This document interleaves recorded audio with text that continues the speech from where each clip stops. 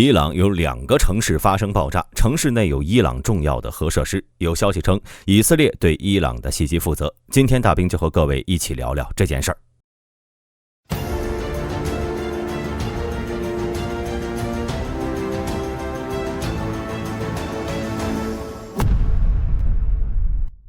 伊朗凌晨5点左右，伊朗伊斯法罕省的伊斯法罕和纳坦兹市传出了3到4声的巨大爆炸声。有不清晰的视频显示，现场出现了高于房顶的蘑菇云。根据大兵的推算，造成爆炸的炸药当量应该在500公斤以上，可能是巡航导弹或者是精确制导炸弹造成的效果。纳坦兹人口约为1万多人。但在这场空袭中的重要性呢，是远超伊斯法罕省首府伊斯法罕市的。长期以来，伊朗的核计划一直在被怀疑只在制造核武器。伊朗最初是否认他们正在制造核武器，并且坚称他们的核技术仅用于发电等和平目的。最高领袖阿里哈梅内伊甚至还发表过一段反对核武器的声明，但并没有改变国际社会对伊朗持有其核武器的怀疑。而其重要的核设施纳坦兹核设施就位于纳坦兹市西北方向，距离该镇约33公里，是一个有行政大楼、核电站以及燃料浓缩厂等等组成的巨大建筑群，占地约10万平方米。其燃料浓缩厂位于地下8米深处，由2.5米厚的混凝土墙保护，地下还有另一堵钢筋混凝土硬化层。原子能机构总干事穆罕默德·巴拉迪在2003年2月21号访问了该厂址，并且在事后给出报告，该设施内已经有160台离心机，并且完工并准备运行。另外有1000台离心机正在建造中。根据国际原子能机构的数据，到了2009年，纳坦兹安装了大约7000台离心机，其中5000台正在生产低浓缩铀。而在伊斯法罕市同样有一个微型中子反应堆，还有一个铀转化设施，用于将精炼铀矿转化为浓缩铀。在2022年，伊朗又在该地区新增了一个核设施，但具体情况尚未被曝光。就在4月18号，伊朗伊斯兰革命卫队核设施安全分队指挥官哈克塔拉布还发出过警告，如果伊朗核设施遭遇到以色列袭击，伊朗将立刻对对方进行对应打击。但在4月19号上午，有美国官员声称，以色列确实是对伊朗进行了空袭，但目标并不是核设施，而是伊斯法罕国际机场内的伊朗空军第8战术空军基地。该基地呢，包含了多个 F-14熊猫战斗机中队，伊朗目前还剩下大约40架 F-14。F-14熊猫是一种可变后掠翼重型战斗机，最高速度能达到 2.34 马赫，火力配备有一门20毫米机炮，机身下有10个挂点，可以挂载各种空导弹和精确制导炸弹。但大兵认为，以色列的这次袭击在意图上还是比较明显的，因为在伊斯法罕有空军基地，但纳坦兹这个小镇除了核设施呢，是没有任何值得以色列攻击的东西。以色列这次对伊朗重要城市的打击，更多的还是一种威胁。毕竟从公开资料看，以色列和伊朗在核力量上的差距相对较大。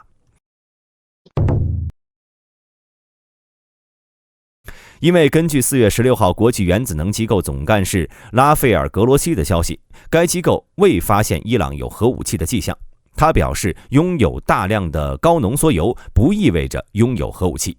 而反观以色列，早在1967年就拥有了可以用于作战的核武器。斯德哥尔摩国际和平研究所曾推测，以色列拥有80枚左右的完整核武器，这是对于以色列核武器水平的最低估计。美国前国务卿鲍威尔曾有一份曝光的文件显示，以色列拥有约200枚核弹。而以色列在2023年仅有950万人口，也就是说，差不多每 4.7 万名以色列人就拥有1枚核武器。而更重要的是，以色列不仅拥有核武器，还有完整的3位一体核打击体系。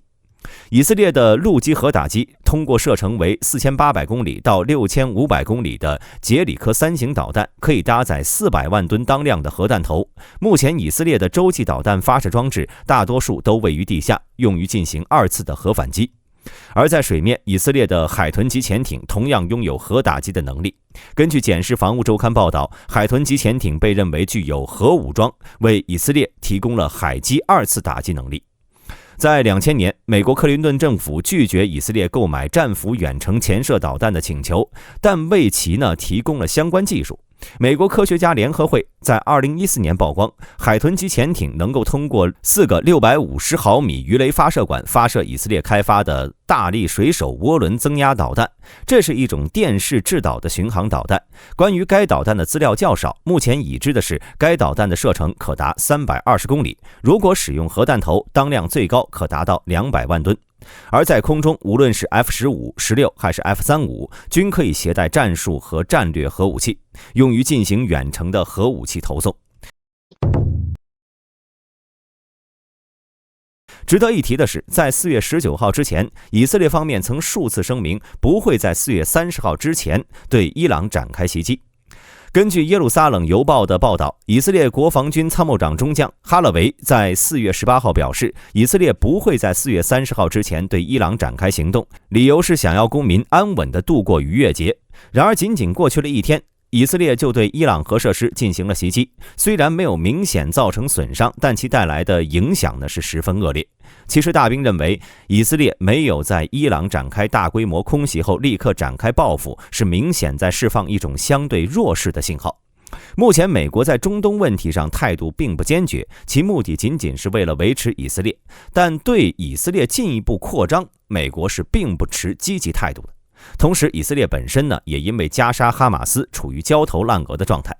在加沙战事悬而未决之际，现在转而去和伊朗计划冲突，似乎既不符合以色列人的利益，也不符合西方的，特别是美国的战略布局。以色列目前的当务之急是妥善处理哈马斯和加沙问题。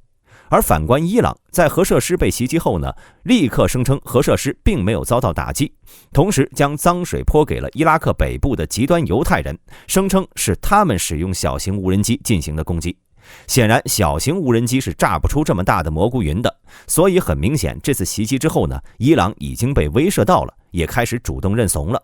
接下来，只要以色列官方不对该次袭击负责，这次袭击就会大事化小，小事化了，最后让伊以双方回到谈判桌上。对此，各位有什么看法？欢迎发表在评论区。本期视频到此结束，我是大兵，我们下期再见。